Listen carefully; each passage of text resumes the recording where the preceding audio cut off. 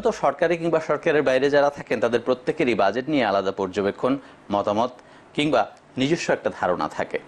আমরা প্রতি বছরই দেখি যে বাজেটের আগে বিশাল অঙ্ক নিয়ে হিসাব নিকাশ হয়, কিন্তু সাধারণ মানুষ এ থেকে কি পেতে পারে সে আলোচনাটি খুব বেশি সামনে আসে না। প্রিয় দর্শক, বাজেট নিয়ে বিশেষ এই আয়োজনে আমরা আজকে নিজস্ব মতামত কিংবা বাজেট নিয়ে নানা ধরনের চিন্তা ভাবনার কথা শুনবো সাবেক তত্ত্বাবধায়ক সরকারের উপদেষ্টা ডক্টর হোসেন জিল্লুর রহমানের কাছে। আপনাকে স্বাগত আমাদের সাথে যোগ দেওয়ার জন্য। প্রথমেই আপনার কাছে জানতে চাইবো যে আপনার দৃষ্টিতে বাজেট বলতে আপনি কি বুঝেন? বাজেট আমাদের দেশে একাধারে একটি রাজনৈতিক, অর্থনৈতিক ও হিসাব বিজ্ঞানের একটা দলিল। আমার প্রত্যাশা যে জায়গাটা সেটা হচ্ছে এখানে তিনটি জিনিস থাকা দরকার। একটা রাজনৈতিক সরকারের রাজনৈতিক দর্শনের ব্যাপার তো একটা থাকবেই, ওটা ছাড়া প্রথমটা হচ্ছে একটা আগামী বছরের অগ্রাধিকার ক্ষেত্রগুলো তুলে ধরার বিষয়টা সুস্পষ্টভাবে। দ্বিতীয় হচ্ছে আয় ব্যয়ের হিসাবটা তুলে ধরা। এটা তো একদম অন্যতম একটা বিষয়, কোত্থেকে আয় আসবে, ব্যয় কোত্থেকে আসবে এবং ঘাটতি কিভাবে পূরণ হবে যদি ঘাটতি থাকে। আর ৩ নম্বর যে বিষয়টা অত্যন্ত গুরুত্বপূর্ণ সেটা হচ্ছে খাতওয়ারি একটা বরাদ্দের তো বিষয় থাকেই, খাতওয়ারি বরাদ্দ এবং খাতওয়ারি কৌশলের একটা বিষয়টাকে উপস্থাপন করা দরকার। তো একটা হচ্ছে লক্ষ্য মানে অগ্রাধিকার প্রাপ্ত ক্ষেত্রগুলো সুস্পষ্ট করা, আয় ব্যয়ের হিসাবটা দেওয়া এবং খাতওয়ারি কৌশলটাকে দৃশ্যমান করা।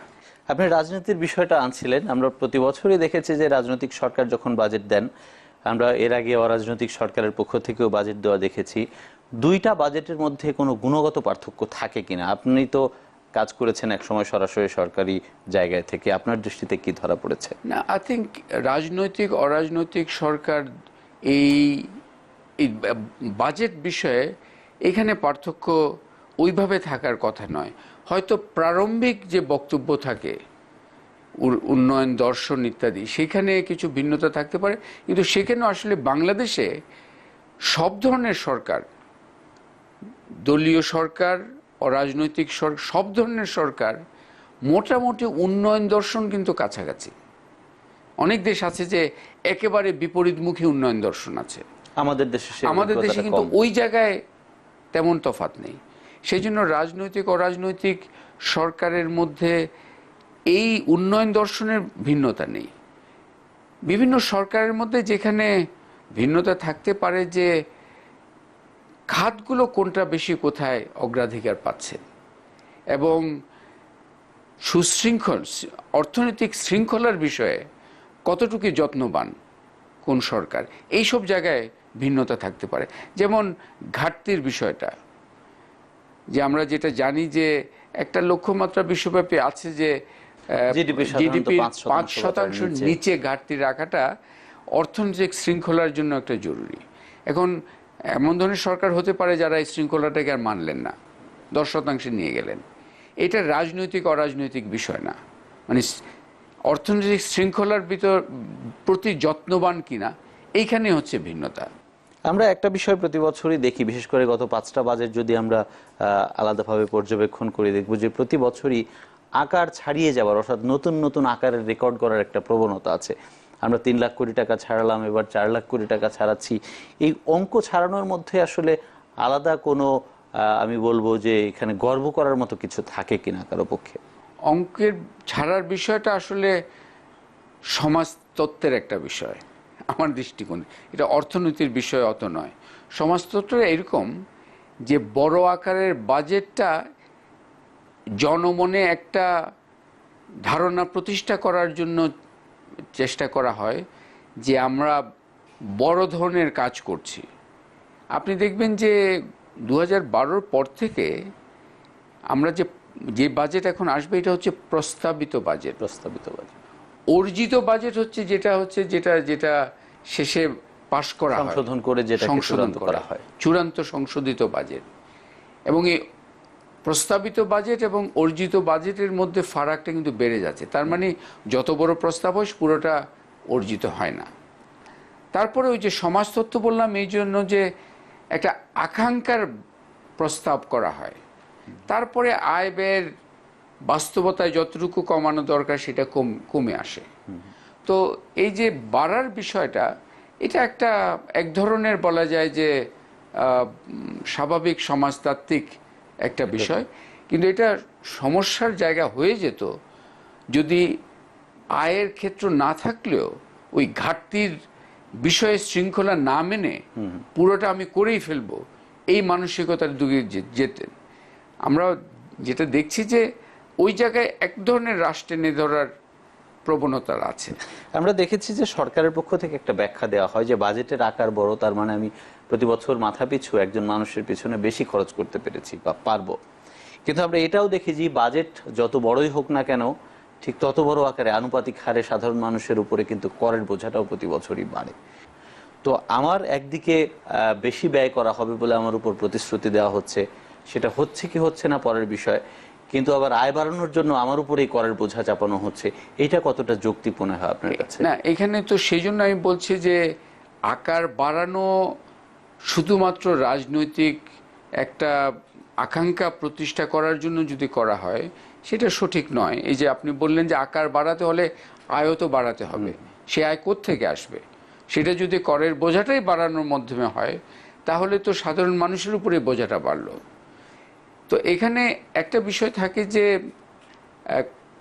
করের বোঝা একটা থাকলো, কিন্তু আকারটা নিয়ে আলোচনাটা আমরা অনেক সময় বেশি করি, কিন্তু আকারের সব কিছু যেটা বলা যায় যে দক্ষ ব্যয়ের একটা প্রতিফলন হচ্ছে কিনা।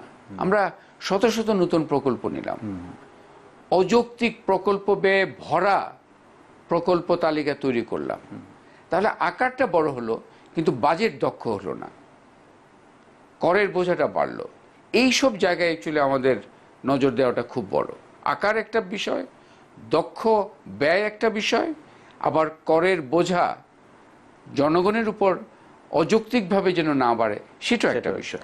আর একটা বিষয় দেখি যে বাজেটের দর্শন নিশ্চয়ই উন্নয়ন দর্শন, প্রত্যেক সরকারের সামনে সেটা থাকে, কিন্তু আমাদের দেশের প্রেক্ষিতে যেসব উন্নয়ন প্রকল্প সামনে রেখে বাজেটটা নেওয়া হয় বা যেসব প্রক্রিয়ায় প্রকল্প বাস্তবায়নের যে বিষয়গুলো সামনে আনা হয়, এই প্রক্রিয়াগুলো ঠিক আছে কিনা আপনার দৃষ্টিতে কি মনে হয়? না, এখানে একটা খুবই জোরালো বক্তব্য রাখা এখানে প্রয়োজন।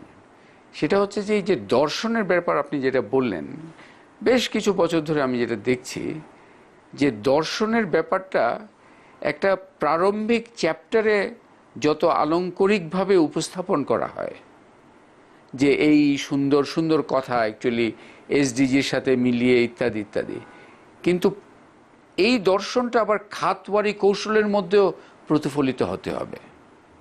ওটা যদি না হয় তাহলে প্রারম্ভিক বক্তব্যটা অনেকটা রচনাই হয়ে গেল, শুধু একটা সুন্দর রচনা, এটা আসল যে কৌশল তার সাথে সঙ্গতিপূর্ণ হলো না। সো উন্নয়ন দর্শনের যে বিষয়টা, এটাতে আমাদের এখানে একটা প্রবণতা আছে যে সব ভালো কথা এক জায়গায় যেন সন্নিবেশ করতে পারি। এখানে অগ্রাধিকারের কথা আমি প্রথম যেটা বললাম, আমাদের দর্শনটা কেমন? প্রবৃদ্ধি বটে, কিন্তু এটা কি কর্মসংস্থানমূলক প্রবৃদ্ধি, মানব সম্পদ উন্নয়ন? শুধু কি আমরা বাজেটের আকার বাড়িয়ে করব নাকি শিক্ষার মান বাড়িয়ে করব? সেই মান বাড়াবার কৌশলটা কোথায়? এই বিষয়গুলো আমরা কি দেশীয় যারা উদ্যোক্তা তাদের জন্য সেই ধরনের প্রণোদনাগুলো সঠিকভাবে তৈরি করতে পারছে কিনা? ক্ষুদ্র মাঝারি যারা উদ্যোক্তা, যাদের তুলনামূলকভাবে যাদের ভয়েসটা কম থাকে আলোচনায়, তাদের বিষয়গুলো আমরা কতটুকু নজরে আনছি? এই জায়গায় উন্নয়ন দর্শনের আলোচনাটা অনেকটা হয়ে গেছে প্রারম্ভিক একটা সুন্দর রচনার আলোচনা। ওখান থেকে আসলে একটু বের করে আনা দরকার অগ্রাধিকারগুলো কোথায় এবং পরবর্তী খাতওয়ারি কৌশলের সাথে কোথায় সমন্বয় হচ্ছে, এটা একটু দেখানো খুব জরুরি। আমরা আলোচনায় ফিরবো ছোট্ট একটা বিরতি নিয়ে। প্রিয় দর্শক, ছোট্ট একটা বিরতি নিচ্ছি বাজেটের এই বিশেষ আয়োজনে, আমাদের সাথে থাকুন, একটু পরে ফিরছি।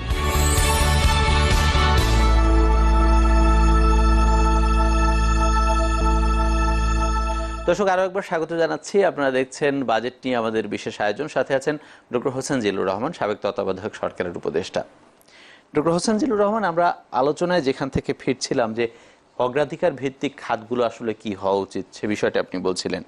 আরেকটা বিষয় আপনি বলেছেন প্রথম পর্বেই যে গেল 5টা বাজেট যদি আমরা দেখি, প্রস্তাবিত বাজেট এবং বাস্তবায়িত বাজেট বা সংশোধিত বাজেট, সেটার যে ব্যবধানটা প্রতি বছরই কিন্তু ধারাবাহিকভাবে বাড়ছে।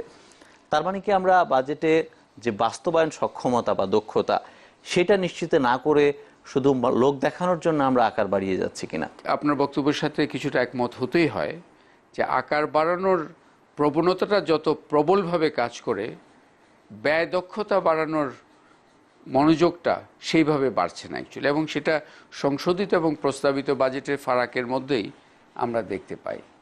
তো এখানে ব্যয় দক্ষতা অত্যন্ত জরুরি। এখন এই যে সক্ষমতার কথা যেটা বললেন, বাস্তবায়ন সক্ষমতা, এটা একটু ভেঙে দেখা দরকার। বাস্তবায়ন সক্ষমতা বলতে আমরা কি কি বুঝি?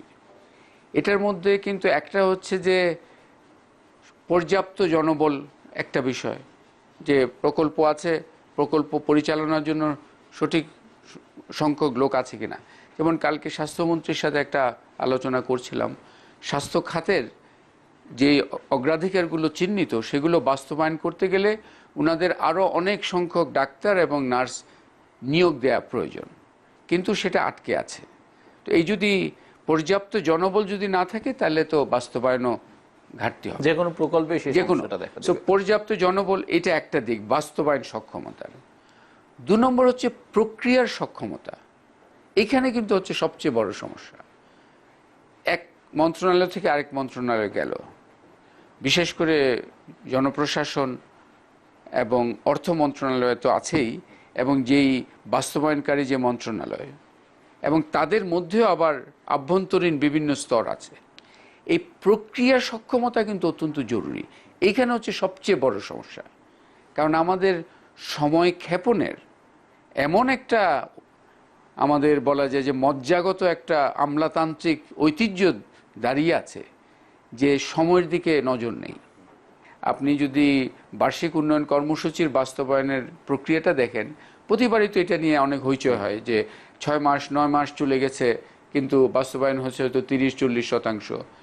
তো এইখানে জনবল সক্ষমতা একটা বিষয়, প্রক্রিয়া সক্ষমতা একটা বিষয়, এটাও খুব জরুরি। তো আমরা বাস্তবায়ন সক্ষমতা বলতে কিন্তু এই ভিন্ন ভিন্ন ক্ষেত্রগুলো নিয়ে আলোচনা করা দরকার এবং সবার সামনে তুলে ধরা দরকার। আপনার দৃষ্টিতে গেল 5 বছরে বা 5টা বাজেটে আপনি এই ধরনের বড় কোনো উদ্যোগ দেখতে পেয়েছেন কিনা বাস্তবায়ন সক্ষমতা বৃদ্ধির?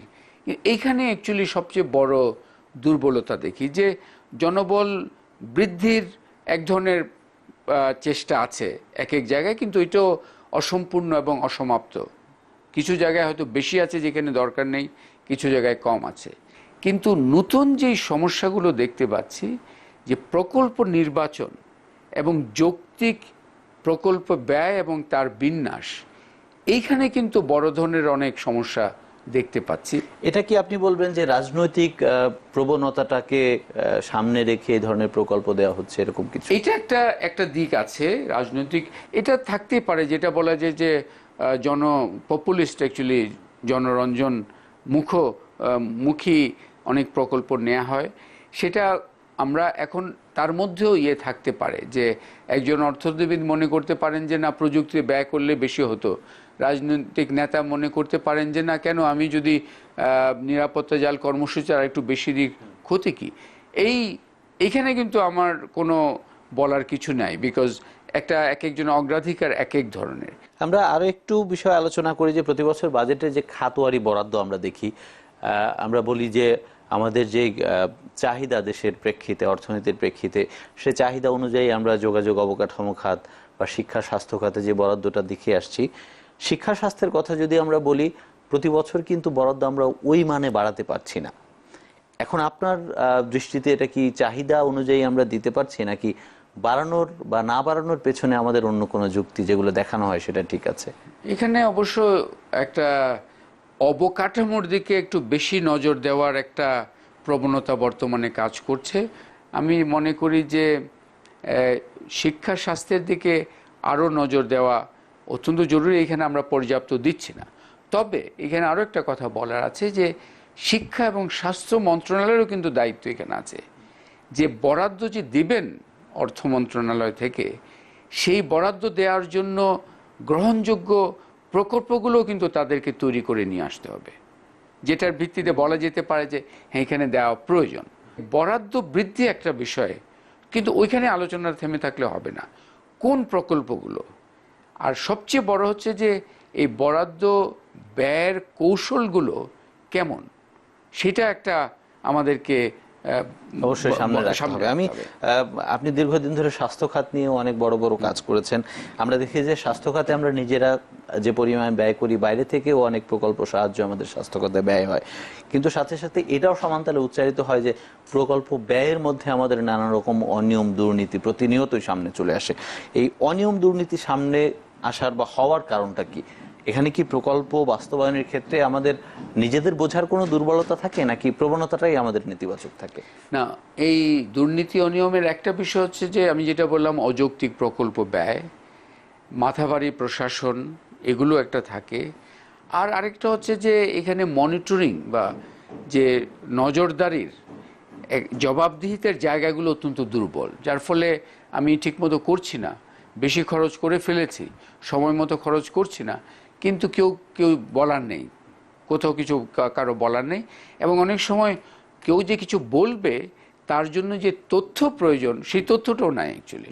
আমাদের অর্থনীতি তো এখন আস্তে আস্তে বড় হচ্ছে, আমরা নিম্ন মধ্য আয়ের দেশে পরিণত হয়েছি, আমরা হয়তো নির্দিষ্ট সময়ের আগেই মধ্য আয়ের দেশে পরিণত হব, কিন্তু এই পর্যায়ে যেতে হলে বা ওই পর্যায়ে গিয়ে আমাদেরকে সাস্টেইন করতে হলে আমাদের শিক্ষা স্বাস্থ্য খাতে যে ধরনের বরাদ্দ দরকার, আপনার দৃষ্টিতে সেটা পর্যাপ্ত হারে বাড়ছে কিনা বা আছে কিনা? আপনি যে আশাবাদ ব্যক্ত করেছেন যে আমরা সময়ের আগেই মধ্যম আয়ের জায়গায় চলে যাব, আমি এইখানে অত্যন্ত জোরালো একটা সতর্কবাণী বলতে চাই যে এই ধরনের আগ বাড়িয়ে আপনার এক ধরনের দেখানো, যে আস্থা দেখানো, এটা আমার মনে হয় সঠিক নয়। এখানে মধ্যম আয়ের অর্জনটা এই প্রতিটা স্তরের অর্জন। যেমন আমরা দুর্ভিক্ষের জায়গা থেকে কিছুটা হলেও খাদ্য নিরাপত্তার জায়গায় এসছি, খুবই শক্তিশালীভাবে এসছি, সেখান থেকে নিম্ন মধ্যম আয়ের জায়গায় এসছি, যদিও বৈষম্যের বিষয়টা ব্যাপক পর্যায়ে রয়ে গেছে। প্রতিটা স্তর কিন্তু নানামুখী সংগ্রাম করে বিভিন্ন জনগোষ্ঠী, সরকার সহ তাদের সক্রিয় ভূমিকার কারণে এটা হয়েছে। এবং খাতওয়ারি বরাদ্দটা নিশ্চয়ই বাড়াতে হবে। খাতওয়ারি বরাদ্দ বাড়ানো প্রয়োজন। আপনি শিক্ষা এবং স্বাস্থ্যের কথা বলেছেন, ওখানে তো বরাদ্দ অবশ্যই বৃদ্ধি করার অনেক বেশি প্রয়োজন, শিক্ষাতেও স্বাস্থ্যতেও। সেখানে আমাদের যেটা প্রয়োজন, এই যে বাড়তি বরাদ্দর অনুপাতে আমাদের সেই বাস্তবায়ন এবং ব্যয়ের কৌশলগুলো তৈরি করতে হবে। কোথায়? যেমন আমি অর্থমন্ত্রীকে অনুরোধ করব, কালকে একটা প্রকল্প আছে যেখানে উনি যদি বরাদ্দ একটু দেন, তাৎক্ষণিক একটা সুফল পাবেন। প্রাথমিক বৃত্তি, একটা ৭৮ লক্ষ প্রাথমিক শিশুর কাছে যায়, ১০০ টাকা করে এই বৃত্তি নির্ধারণ হয়েছিল ২০০৪-এ। উনি যদি কালকে এটাকে ৩০০ টাকা করে দেন, এক মুহূর্তে কিন্তু একটা ইম্প্যাক্ট পাবেন, ৭৮ লক্ষ জায়গায় চলে যাবে। এই যেটাকে বলে সহজ উইন, সহজ জয়ের যে ক্ষেত্রগুলো, এগুলোর দিকে একটা নজর। আমরা অনেক সময় কঠিন নূতন জায়গা খুঁজতে যাই, সহজ জয়ের ক্ষেত্রগুলো তো মাথায় রাখা দরকার। এটা একটা উদাহরণ। ডক্টর হোসেন জিল্লুর রহমান, আমরা আরো একটা ছোট বিরতি নিয়ে আলোচনায় ফিরছি। প্রিয় দর্শক, বাজেটের এই বিশেষ অনুষ্ঠানে আরো একটা ছোট বিরতি নিচ্ছি, আমাদের সাথে থাকুন, একটু পরে ফিরছি।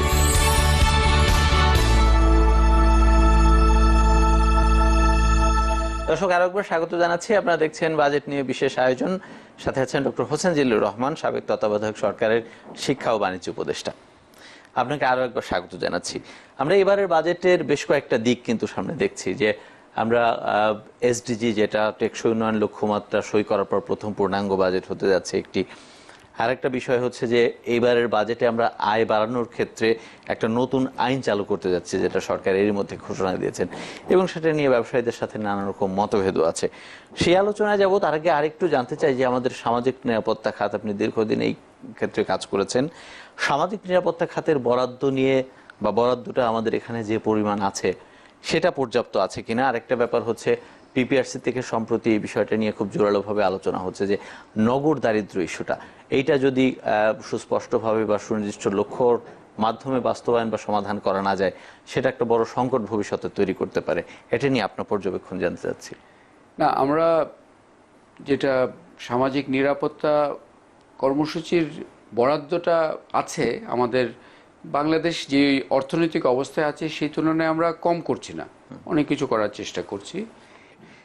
এখানে ধারাবাহিকভাবে এটা বাড়াবার একটা প্রয়োজন রয়ে গেছে, কারণ অনেকগুলো বাজেট আছে যেখানে বরাদ্দ আছে বটে, কিন্তু যেই জনগোষ্ঠী যতটুকু এটার আওতায় আছে সেটা বাড়াবার বিষয় আছে। আবার একজনকে যতটুকু সহায়তা দেয়া হয় সেই পরিমাণটাও বাড়াবার বিষয় আছে। ওখানে আমি যদি 100 টাকা থেকে 300 টাকা নিয়ে যেতে পারি, এটা একটা খুব ভালো একটা বাড়াবার। আমাদের একটা জনগোষ্ঠী সুবিধাভোগী যারা সুবিধা পাবেন এরকম একটা সংখ্যা লক্ষ্য ধরেই তো বরাদ্দটা দেওয়া হয়, কিন্তু সেই সংখ্যাটা আসলে প্রকৃতপক্ষে অর্জিত হয় কিনা, বা যারাই সুবিধাটা পান 1 টাকা সুবিধা আসলে 1 টাকা পান কিনা আপনারা কাজ করতে গিয়ে কিরকম? না, সেখানে অনেক বেশ কিছু। এখানে একটা কথা বলা দরকার যে এখানে এক কাতারে সব প্রকল্পকে ফেলা উচিত নয়। কিছু প্রকল্প আছে যেমন ভালো করছে, যেমন এই মুহূর্তে কর্মসংস্থানমূলক 3টি নিরাপত্তা কর্মসূচি বড় আছে। একটা যে বলে যে 180 দিনের কর্মসূচি, আবার একটা আছে কাজের বিনিময়ে খাদ্য, অথবা এখন টাকার বিনিময়ে খাদ্য, টিআর বলে একটা প্রকল্প আছে। ওগুলোতে আবার যেমন 80 দিনের কর্মসূচিতে তুলনামূলকভাবে ভালো অর্জন আছে, কারণ ওখানে প্রক্রিয়াগুলো আরো অনেকটু সুনির্দিষ্টভাবে চিহ্নিত, অন্যগুলোতে কম। তো আমি সেজন্য একটা বলছি যে এক কাতারে সব সামাজিক নিরাপত্তার কর্মসূচি নিয়ে বক্তব্য দেওয়া সঠিক না। আমরা কিন্তু কয়েকদিন আগে দেখেছিলাম অর্থমন্ত্রী একটু ইঙ্গিত দিয়েছিলেন যে আমাদের যেহেতু দারিদ্র্যের হার আস্তে আস্তে কমে আসছে, উনি এই খাতের বরাদ্দটাও আস্তে আস্তে কমিয়ে আনতে চান। এটা যৌক্তিক হবে কিনা আপনার? এখন বাংলাদেশের দরিদ্র সংখ্যা এবং চরম দরিদ্র সংখ্যা হচ্ছে প্রায় 18 থেকে 20 মিলিয়ন চরম দরিদ্র, আর 30 মিলিয়ন হচ্ছে দরিদ্র।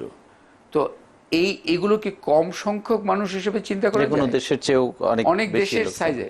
তো এই ধরনের অ্যাকচুয়ালি এক ধরনের বাহাদুরি ধরনের বক্তব্য আসলে কাম্য নয়। যে হ্যাঁ, আমাদের দেশে দারিদ্র্য তো কমছে, কিন্তু 38 মিলিয়ন লোক দরিদ্র, তার মানে কি আমি শুধু যে একদম ধন্যাঢ্য যে আছে অগ্রগতির সম্মুখ কাতারে যিনি দাঁড়িয়ে আছেন তার দিকে তাকিয়ে কি আমি বরাদ্দ দিব? আমার তো এসডিজির কথা যদি বলি, তার মূল বক্তব্যটা কি? লিভিং নো ওয়ান বিহাইন্ড, কেউকে যেন ফেলে না আসা হয়। তার মানে অর্থমন্ত্রীর নজর থাকতে হবে সবচেয়ে অগ্রগামী অর্থনৈতিক যাত্রীর দিকে নয়, সবচেয়ে পিছনে যিনি আছেন তার দিকে তাকায় থাকতে হবে। অবশ্যই আমাদেরকে শুধুমাত্র দারিদ্র্যকে চিন্তা করে অর্থনৈতিক কৌশল আমরা নির্মাণ করব না এবং করছিও না, কিন্তু এগুলো সিগন্যালের দৃষ্টিকোণ থেকে সঠিক বক্তব্য নয় যে আমরা এখন দারিদ্র্য কমে গেছে, আমরা 38 মিলিয়ন আর 20 মিলিয়নটা সংখ্যাটা একবার মাথা ঢুকালেই কিন্তু এই ধরনের বক্তব্য আর আসার কথা নয়। আরেকটা বিষয় বলছিলাম যে আমরা এসডিজি সাইন করার পর প্রথম পূর্ণাঙ্গ বাজেট দিতে যাচ্ছি। এসডিজি যে লক্ষ্যমাত্রা অর্জনের ক্ষেত্রে আমরা বারবার বলে আসছি যে প্রত্যেকটা মন্ত্রণালয়ের মধ্যে একটা সমন্বয় জরুরি, এবং সরকার থেকে যে সমন্বয়ের অভাবটা সেটা কিন্তু সামনে আনা হয়েছে। তো আপনার কি মনে হয় এই সমন্বয়টা কিভাবে জোরালো করা সম্ভব, এবং এসডিজির যে লক্ষ্যগুলো সেটা আস্তে আস্তে বাস্তবায়নের দিকে আমরা যেতে পারি? সেটার বাস্তবায়নের দিকে অবশ্যই আমরা যেতে পারি, তবে এসডিজিতে নতুন নতুন কিছু চ্যালেঞ্জও এসছে। যেমন নগর দারিদ্র্য একটা নতুন চ্যালেঞ্জ। আমরা গ্রামীণ দারিদ্র্য নিয়ে কিন্তু বেশ এগিয়ে গেছি, অনেক জায়গায় সফলতা এনেছি। নগর দারিদ্র্যের বিষয়টা কিন্তু এটার এবং কিছু ভিন্নতা আছে। নগর দরিদ্ররা অর্থনৈতিকভাবে তুলনামূলকভাবে একটা ভালো অবস্থানে, কিন্তু সামাজিক সুযোগগুলোতে তারা কিন্তু খারাপ অবস্থানে। তাদের শিক্ষা, স্বাস্থ্য, আবাসন এবং পরিবেশগত সমস্যা, এগুলোতে তারা কিন্তু কিছু কিছু ক্ষেত্রে গ্রামীণ দরিদ্রের চেয়েও খারাপ অবস্থায়। এখানে তাদের নগর দরিদ্রের জন্য যে কর্মসূচি, সেখানে কিন্তু উদ্ভাবনী চিন্তা প্রয়োজন। ঠিক আগে গ্রামীণ দরিদ্রের প্রোগ্রামটা এখানে এনে চালু করলে হবে না, ভিন্নভাবে চিন্তা করতে হবে। সো আমি এসডিজির কথা আপনি যেটা বললেন, এটা তো সমন্বয়ের একটা তো বিষয় আছে, কিন্তু নতুন চ্যালেঞ্জের জায়গাগুলো চিন্তা করতে হবে। যেমন আমাদের ক্রমবর্ধমান একটা বড় সমস্যা হচ্ছে সড়ক নিরাপত্তা। 4 লাখ কোটি টাকার উপরে বাজেটের আকার ছাড়িয়ে যাবে সেটা তো এরই মধ্যে ঘোষিত হয়েছে, এবং আয়ের জন্য এবারও সবচেয়ে বড় নির্ভরতা এনবিআর এর উপরে, যেটা 2,36,000 কোটি টাকা সম্ভবত তাদের একটা লক্ষ্য ধরা হবে। তো আমার প্রথম প্রশ্ন হচ্ছে যে এনবিআর কে আমরা প্রতি বছরই যে উত্তরোত্তর লক্ষ্য বাড়িয়ে একটা নির্দিষ্ট জায়গায় রেখে দিচ্ছি, তাদের দক্ষতা বাড়ানোর দিকে আমরা কতটা মনোযোগ দিচ্ছি? অর্থাৎ তাদের দক্ষতা বাড়িয়েই কি আমরা লক্ষ্যমাত্রা নির্ধারণ করছি, নাকি একটা লক্ষ্য ধরে তারপর আমরা আস্তে আস্তে যে কোনোভাবে এটাকে অর্জনের চেষ্টা করছি? এনবিআর এর একটা স্ববিরোধী অবস্থানে আমি একটা দেখতে পাই, যে তাদের আয় বৃদ্ধির একটা উত্তরোত্তর বড় চাপ আসছে, কিন্তু এই আয় বৃদ্ধি আপনি কিভাবে করবেন? আয় বৃদ্ধি করার একটা হচ্ছে আপনি নতুন লক্ষ্যমাত্রা তৈরি করলেন, আর একটা হচ্ছে যদি আয় দিবেন তাকে আয় দেওয়ার জন্য এক ধরনের তাকে বলা যায় যে মনোযোগী করে তোলা, তার সমর্থনটা আদায় করা। তো আপনি এনবিআর এর সক্ষমতা বৃদ্ধি যদি করতে চান, তাহলে এই আমলাতান্ত্রিক খবরদারির মানসিকতার জায়গা থেকে তাকে বের করে আনা, এটাই হচ্ছে সক্ষমতা বৃদ্ধির অন্যতম একটা দিক। একেবারে করে জানতে চাইবো যে সম্ভবত সামনে নির্বাচনের আগে পূর্ণাঙ্গ শেষ বাজেট হতে যাচ্ছে এটি, তো নিশ্চয়ই নির্বাচনী সরকার যেহেতু একটা লক্ষ্যকে সামনে রেখেই তারা বাজেট দিবেন, আপনার পরামর্শ আসলে কি থাকবে? কোন কোন বিষয়গুলোকে একেবারেই মাথায় না নিয়ে কেবল উন্নয়নের দর্শনকে মাথায় নিয়ে বাজেটটা দেওয়া যেতে পারে? খাতওয়ারি আলোচনা একদম শেষ পর্যায়ে করার প্রয়োজন নাই। আমার একটাই অনুরোধ থাকবে যে শেষ বছর হোক যেই বছরই হোক, অন্যতম একটা প্রয়োজন হচ্ছে খাত বরাদ্দ ঘাটতি এগুলো আলোচনার আরও ঊর্ধ্বে অর্থনৈতিক সুশাসন।